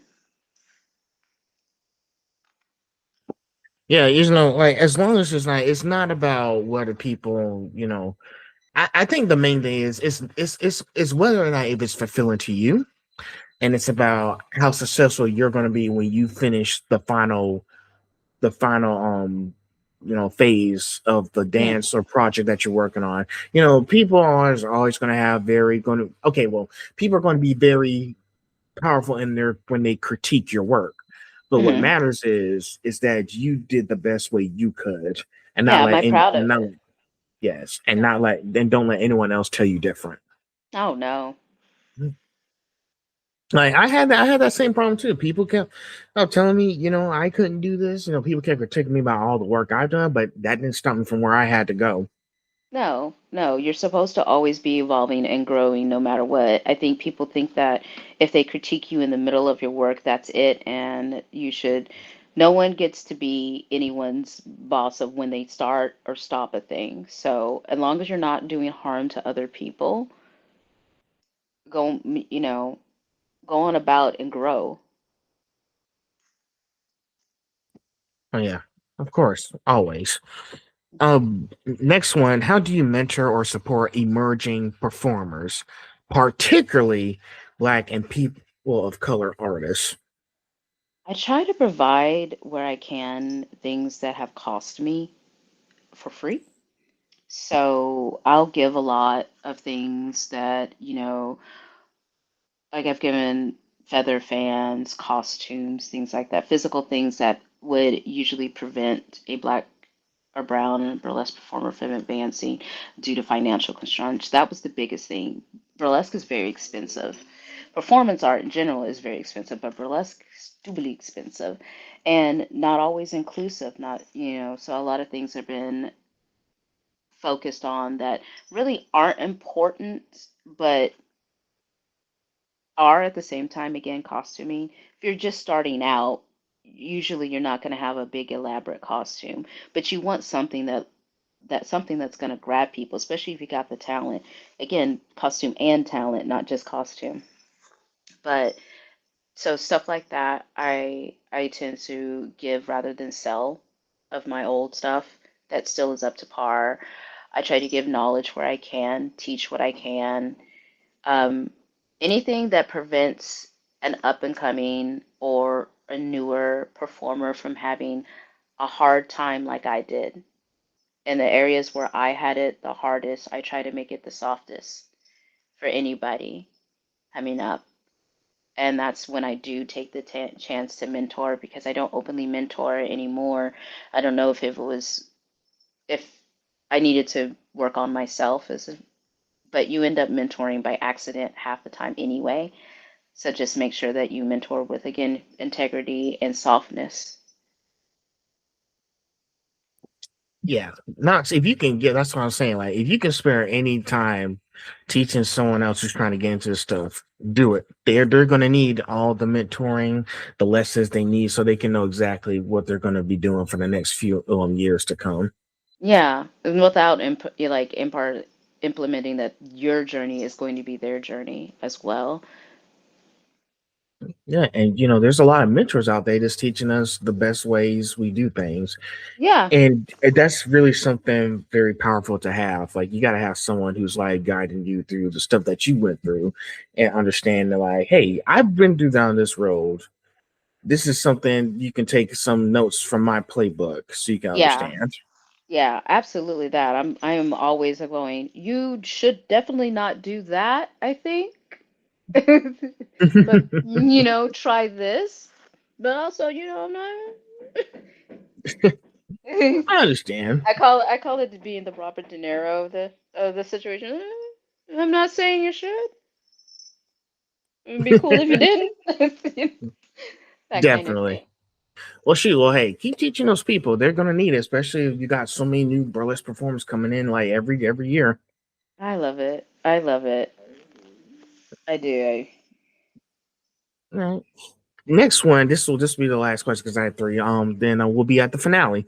Now, how do you protect the integrity of your art while navigating festivals, competitions, and mainstream spaces? Whew.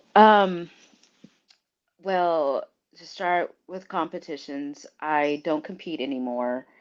Um, I found that this is part of the maintaining, but the integrity of my art is the reason I don't, has it turned competition turned me into less of working on my art and working on something that was ready to compete, and it just didn't vibe with the artist part of me of like I want to do this, but this is what's going to kill in this competition, so I do this. And there's nothing wrong with people who want to do competitions and operate like that. There's literally an order of operations to be followed, and it's successful.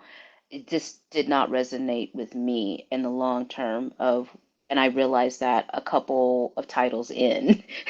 So I realized after, I think the last thing I competed for was Burlesque Hall of Fame, and it was a queen competition, and it went fantastic. I did a fantastic run. I did not win or place. I had the best experience I have ever had in a backstage of competing again, like against and with my peers. Like it didn't feel like a competition backstage. And I realized that that was not the norm that I experienced. And again, this was 2021. So the competition that I was supposed to compete in was 2020. And of course, that didn't happen. But the following year, I realized that I wanted to leave with this most positive and fulfilling experience of getting to do something that I designed in a way that spoke to me. And I just don't want what I've experienced previously. And so decided that was going to be my last competition. And that's how I've preserved the art that I wanted to make and see rather than the art I thought that people would want to see and I needed to compete with to get somewhere. I do realize that I stopped at a place of privilege competition wise because I do have queen titles. I do have so many titles that have propelled and helped me career wise. Um, Mainstream, the best way that I can say that I've preserved the integrity of my art is by not changing it. So if someone wants the art, they're going to pay for the number as it is and whatever my contract states that you're going to else pay for. And that's how I preserve it by not changing a lot and also by saying no. That I think that has been the the biggest and shortest word that I have used to maintain my own integrity, which is integrated to my art. It's just by saying no, that's not for me, or no, this is not that. Or no, I will not combine two numbers that you've seen on stage to make one number that you want to see. Like, not, not the thing. No, this number cannot be this. This number is this, and that's what you're going to book. If you don't like that, then you have all these others, or you don't have to book me. And making sure that I make art that speaks to myself without harming others. Oh yeah, that's really good. You have to, sometimes you have to protect your peace. Like some people just be very competitive these days, and it's like, sure, we're competitive, we're trying to reach for the stars, but we're okay with landing on the moon. Right? Eh, Right? Honestly, yeah. If I get there, um, Dorian Corey once said that if you shoot an arrow and it goes real high, hooray for you. All that matters. So it's okay if we all have those like, it's okay if we have those like, for how can I say this? I'm trying to find the right analogy. It's okay if we have those like, fork in the roads, and it's like we have Yeah, to like, stop and think, and what else is like coming up, knowing when to stop, knowing when it's time to get back to work. Because I know like everyone thinks everything's going to be perfection. It's not. We're not all no. perfect human beings. It's impossible. I've messed Like up. I've taken the wrong fork before. Sure, like sure we're all have. going to make mistakes. It's inevitable. Hmm. It's inevitable to make mistakes, and I It's how think. you deal with them. It's how you deal with the aftermath of the consequences of your mistakes. The accountability of your mistakes is what matters. Making mistakes is, again, human work. Mhm. And listen, Dealing it's with it. not it's not all about remembering the good stuff. That's not what makes our life have meaning. It's also Hmm. remembering the bad stuff too. Yes, because if you don't remember the bad stuff, you end up repeating it. Absolutely. I am not an eraser of history. Like I like to preserve a lot of burlesque history. I like a bad or good of my own self, of general, and it's just like, no, that didn't happen. This happened. And because this happened, this bad thing happened. So we should stop that, which always leads back to the mentoring ship. I think of having the bad experiences also makes you a good mentor because if you've always made the right choice, good, wait, one, congratulations on being God's favorite. Because how did you manage that? But you don't know where the danger is because you've never experienced it. Whereas, people with scars, we can tell you how we got them. Yeah, we got the scars. Trust me. Like I have so many scars, but I didn't let them take over my life. I learned from them and kept Hmm. going. Because if I just held on to the past for so long, and it's like I'm still there and not You'll learning be moving bitter. forward. Yeah, you'll be bitter and you won't grow. Yeah, exactly. So we can't let that happen again. No. Good, bad, doesn't matter what you did as long as you do what matters now. Yes. We're at the finale now, so let's go ahead and wrap this thing up. Do So, it. how has burlesque changed you as a person, not just a performer? It has made me happier. I have never been more myself until I started and continued to do burlesque, to be honest. I've gotten to experience a part of me that did not know existed and has bloomed. And sorry if you can hear that. The apartment next is banged away. I'm about to Dremel and then we can have a battle later. Um, it has given me access to spaces and people who I vibe with. It it has given me a light that I didn't even know. I I know that I would not be as happy or the same person without burlesque had I not entered it. I have been through some horrible times because of it, but also I've had the greatest times of my life because of it. And I will take those pros over the cons any day. I'll do it again because I know that through this art form, I continue to express myself. I continue to learn how to do new things. I would have never taken apart a TV if it what had not been. I would have never thought to dress up as a cartoon character. I was still like on the fence about cosplaying when I entered burlesque. Nerdlesque was actually my intro to cosplay by doing it. Sindel was my first one.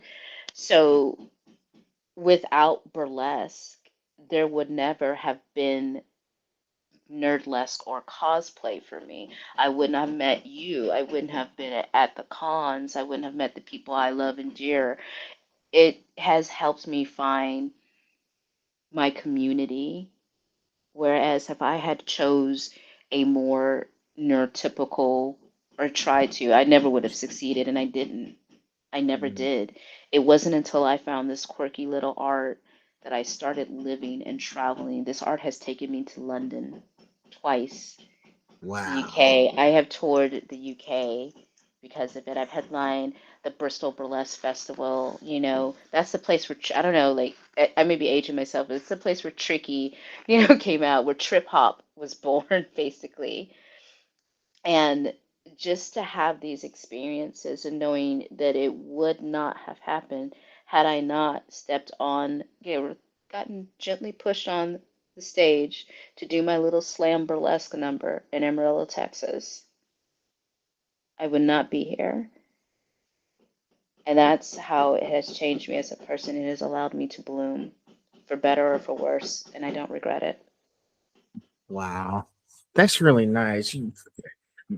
That's really amazing. You gotta have like whatever burlesque really changed your life.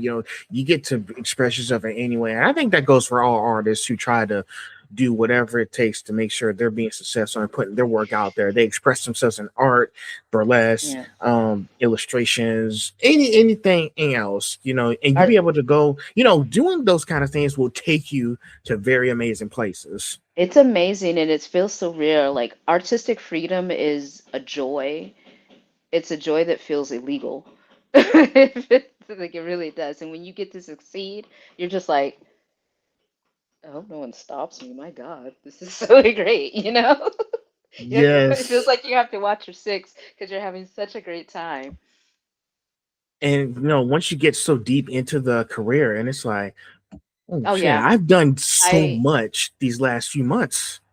I have my closet is divided of Nox Falls costumes and regular, and then on the other side is regular stuff. And there, it's like a long closet, and that's half my life.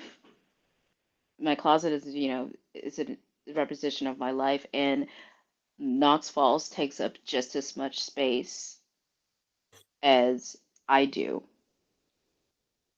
We live together, we are one. So it's my life. It is a part of my life that will not go anywhere, and I'm okay with that. I'm actually quite happy with it. I can respect that. I can respect that. Keep doing it, Knox. You're doing great. Don't Thank change it. Don't change your style. thank you. So, last two questions. What advice would you give to Black performers who want to enter burlesque but feel intimidated? Just do I mean, do it first off. Intimidation is gonna you're gonna feel that way with anything new. Anything new is gonna feel that way. Latch like I was gonna say latch on to somebody, but don't do that. Um, find someone that you respect or that you've been admiring, because if you want to get into burlesque, try to search black burlesque performers in your area. See who pops up. Reach out. Honestly, reach out if you need an anchor or a lifeline and you do not feel comfortable with entering yourself or making your own costumes, because you got to get in somewhere. Message the person of, hey, I want to do burlesque. Can you teach me, or do you know where I can be taught? 9 times out of 10, they'll either go, well, yes, I can, or I can tell you where I learned. So reaching out is going to be like the first step, to do it. But feel intimidated, I feel you're going to be, it's natural to feel intimidated by something that you'll be wondered of, but if you want it, reach out. Reach out to a person, and the right one will help you. If that person doesn't answer, reach out to another one. Okay. Yes, you want to make sure, or well, like, and it's nice to have those advice. Make sure ask questions. If you Hmm. feel very unsure about something, don't hesitate to ask.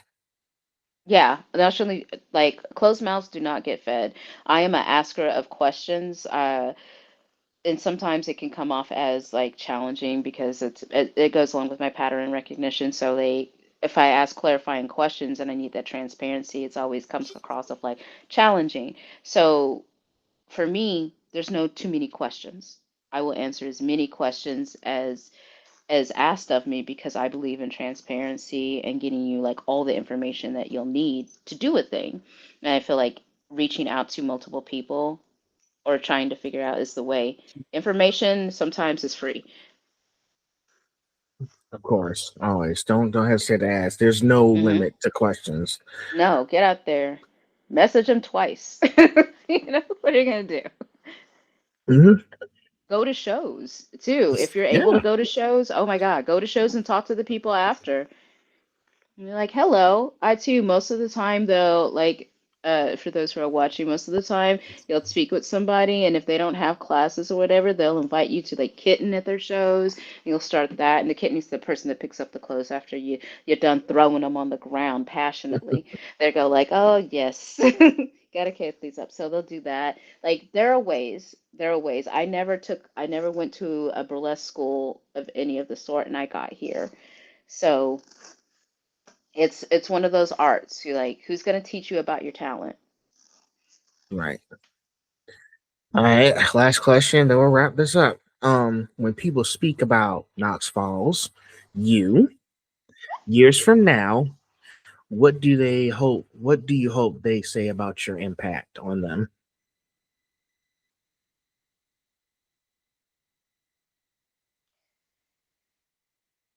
You know, I don't know yet. I think that's part of my artistic journey. I could tell you how I would want them to feel rather than say. I want them to feel inspired by me. I want to leave wonderment behind. And usually I'm so good with words, but I don't necessarily know what I want them to say because I'm in the process of becoming it. That I do feel. But what I hope to currently um, inspire are just the quality of work, mesmerizing, great costumes. I want to be known as an artist. That's a good artist overall, and I think that's really what I want to leave behind. But again, it's always evolving. Like I can't really tell you what I want people to think because I have to figure that out of what I kind of want to leave behind, and I'm still in the process of that. Yeah, it's I always ask, and guess what? We don't even know the answers. I don't even have all the answers yet, but I think I've it's something that that has to come naturally, and we just want people to make sure that they've done this amazing work for us. It's something that's going to be remembered. That yeah, we sat here and we done this thing. We yeah. made this masterpiece. It's done, and Like people I will definitely actually want it to enjoy be it. positive, you know. I just don't know how and what levels of the positive. Like I don't know. They could say I could want one person like to remember me as an absolute sex god. I want another person to remember me as very, very scary. And to some people, I am both, and I think that's really cool. I don't want to be one thing to everyone. I want to be many things to a lot. Oh yeah, of course. As long as we're doing that, they'll be able to gain something out of it. Yeah, So, all right. Well, I guess that wraps it up. Did you enjoy our conversation today? I did. I did. We have been yapping for 2 hours exactly. I try to squeeze That's out every amazing. if I try to squeeze out every piece of information out of you guys as possible. Oh, it's really, really great questions and in depth. Like a lot of them I had to think about, and a lot of them I still don't, again, as you see, don't know the answers to. Like I never mind like surprise questions, but they're really in-depth questions that make me think that have opened up like a new thought to like, what am I? You know? It goes along with the artist. It's the artist mission and the artist statement, and like those type of questions always are always good to re-experience because we don't get questioned a lot. Burlesque dancers, we get questioned of like, Mm, oh, this was so great, or what perfume did you use, or how did you come up with this costume? But like further in-depth questions of artistic expression, what we leave behind, what we bring to the stage, we don't get asked often enough. mm. Yeah, well, good that I'm one of the ones who wants to dive deep into those kind of I topics. I appreciate your inquisitiveness Well, anytime. I, I want to keep doing that with the others going forward. Yes. Yes, I think you should get have a whole series of Nerdleskers, and you're like, how do you even do this? That is my goal. I'm gonna see. I'm gonna try that for the next few ones. But yes, Yeah, I like asking those tough questions, and it really helps the people understand what's there's more to this than what they're doing on stage. yes, yeah, did that.